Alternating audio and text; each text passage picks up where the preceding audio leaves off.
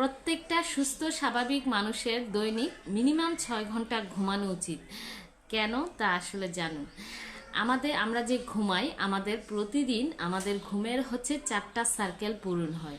প্রতিটা সার্কেল আবার 1.5 ঘন্টা করে।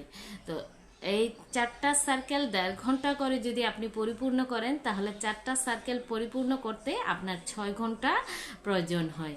তো আপনি যদি পরিপূর্ণভাবে 6 ঘন্টা ঘুমাতে পারেন, তাহলে দেখবেন আপনি মেন্টালি এবং ফিজিক্যালি ভালো আছেন। আসুন সার্কেলগুলোকে আরও একটু ডিপলি আমি এক্সপ্লেইন করি। আমাদের যে ঘুমের সার্কেলটা, এটাকে আবার 4টা ভাগে ভাগ করা হয়েছে।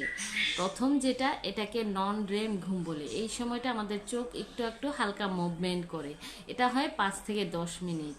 আবার যখন আমরা 10 থেকে 20 মিনিট যে ঘুমটা, অর্থাৎ ঘুমের দ্বিতীয় স্তরে যাই, সেটা হচ্ছে 10 থেকে 20 মিনিট, সেটা হচ্ছে র্যাম 2।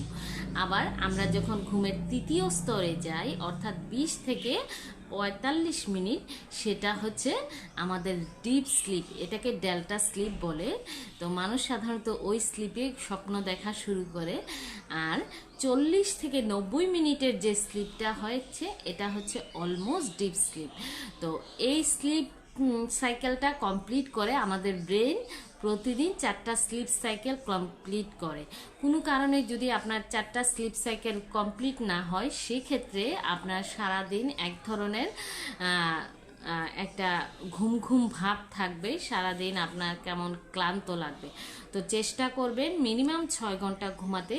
তারপরও আমাদের হচ্ছে প্রতিটা স্লিপ সাইকেলের মাঝখানে আমরা হয়তো হালকা একটু জেগে উঠি বা ফিজিক্যাল মুভমেন্ট হয়, কিন্তু আমরা সেটা আসলে বুঝতে পারি না।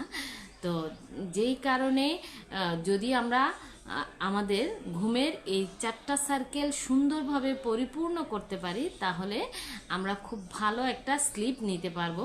আর সকালবেলা আমরা বেশ এনার্জেটিক এবং ফুরফুরে থাকবো। তো চেষ্টা করবেন 4টা সার্কেল কমপ্লিট করতে।